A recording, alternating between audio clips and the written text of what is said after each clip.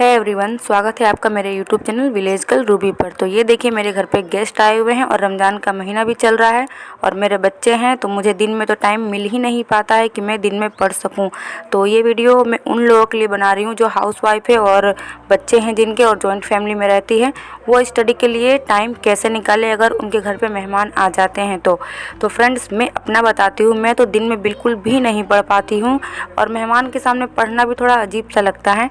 तो मैं ये प्रेफर करती हूँ, जब रात को सबका खाना पीना हो जाता है तो मैं बर्तन क्लीन नहीं करती हूँ। डिनर का बर्तन मैं क्लीन नहीं करती हूँ, क्योंकि है ना, दिन भर तो काम करो और रात को डिनर का बर्तन मैं क्लीन करूँगी तो उसमें भी लेट होगा और मेरी एनर्जी भी वेस्ट होगी और प्लस में आपको बच्चे को भी संभालना है, तो उसको संभालने में भी कुछ एनर्जी तो वेस्ट होती है ना। तो इसलिए मैं है ना, बर्तन नहीं क्लीन करती हूँ, बर्तन छोड़ देती हूँ सुबह के लिए। तो और मैं नाइट में पढ़ना पसंद करती हूँ, क्योंकि मुझे सुबह में नहीं उठा जाता है, मतलब नींद आने लगती है, आलस आता है, तो मैं रात को ही पढ़ना प्रेफर करती हूँ। तो आप लोग भी ये ट्रिक यूज कर सकते हैं कि है ना, बर्तन को छोड़ दीजिए। बर्तन तो हमेशा तो बर्तन ही धोना है यार हम लड़कियों को। तो अगर कुछ लाइफ में करना है तो थोड़ा काम को साइड में करना पड़ता है। तो मैं बर्तन को है ना साइड में कर देती हूँ, अच्छे से रख देती हूँ किचन में और उसके बाद अपना पढ़ने बैठ जाती हूँ।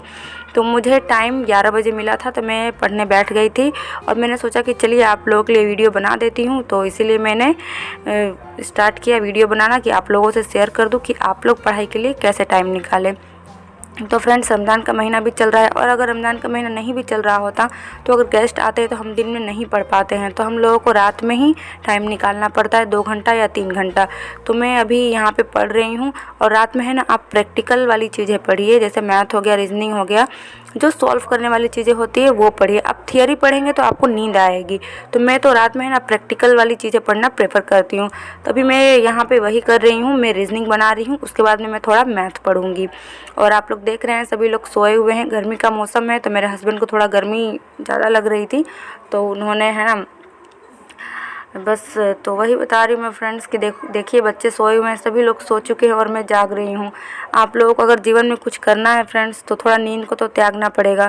और जब हम लोग की जवानी रहती है ना, जब हम लोग जवान रहते हैं तो हमें नींद बहुत आती है, लेकिन अगर कुछ करने का जुनून हो तो नींद को तो त्यागना ही होगा। हमारा सबसे बड़ा दुश्मन सफलता में हमारा नींद होता है, हमारा आलस होता है। अगर हम जब तक इसको नहीं त्यागेंगे, जब तक इसको नहीं छोड़ेंगे, हम अपने जीवन में आगे नहीं बढ़ सकते। मैं आपको अपना खुद का बताती हूँ, मुझे भी बहुत नींद आती है। शुरू में जब मैंने नाइट में पढ़ना स्टार्ट किया था तो काफ़ी नींद आती थी मुझे, मैं काफ़ी परेशान रहती थी कि मैं दिन में भी नहीं पढ़ पा रही हूँ, रात में भी नहीं पढ़ूंगी, तो ऐसे में सिलेक्शन कैसे होगा मेरा। तो यही सोचते सोचते मैंने आधे घंटे से स्टार्ट किया। मतलब पहले दिन आधा घंटा पढ़ा मैंने, ऐसे ही पढ़ते पढ़ते आधा घंटा से 1 घंटे पे आई, 1 घंटा से 2 घंटे पे मैं आ चुकी हूँ। तो बस, और मैं चाहूँ तो 3 घंटे भी पढ़ सकती हूँ, लेकिन है ना, मैं क्योंकि बच्चे भी हैं तो थोड़ा शरीर को भी रेस्ट चाहिए। पूरे दिन काम करो और जॉइंट फैमिली में रहो तो थोड़ा शरीर को रेस्ट भी देना होता है, माइंड को भी रेस्ट देना होता है। इसलिए मैं है ना, कम से कम 1 बजे तक ही पढ़ना प्रेफर करती हूँ। और ये देखिए फ्रेंड्स, मैं कहाँ पढ़ रही हूँ, मेरे घर में है ना, मैं रेंट पे रहती हूँ, मेरा 2 ही रूम है, एक में मेरी सासू माँ रहती है और एक में मैं रहती हूँ। मेरे पूरे बच्चे और मेरे हस्बैंड हम सब रहते हैं। तो स्टडी के लिए जगह नहीं है कि स्टडी टेबल रख सकूँ मैं, एक मतलब अच्छा माहौल तैयार कर सकूँ पढ़ाई के लिए, टेबल कुर्सी लगाकर, ऐसा नहीं है फ्रेंड। ये देखिए, मैं अपने पलंग पर ही बैठी हूँ और पलंग का जो गद्दा होता है वो मैंने हटा दिया है, क्योंकि गर्मी के मौसम में मैं अपने गद्दे को हटा देती हूँ। तो फ्रेंड्स, पढ़ाई के लिए कोई जगह इम्पोर्टेंट मैटर नहीं करती है। अगर आपको पढ़ना है तो आप नीचे ज़मीन में भी बैठकर पढ़ सकते हैं।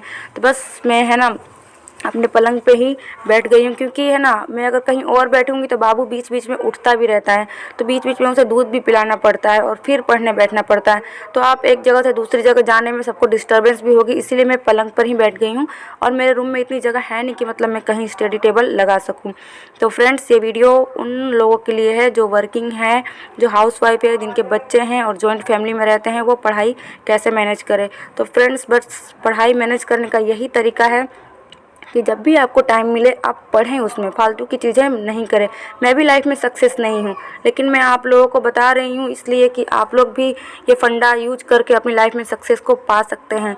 और पता नहीं कब किसकी किस्मत चमक जाए और कब अल्लाह को किसकी मेहनत पसंद आ जाए कि उसे सफलता मिल जाए। तो बस हमें कोशिश करते रहना है, सफलता तो एक दिन ज़रूर मिलेगी।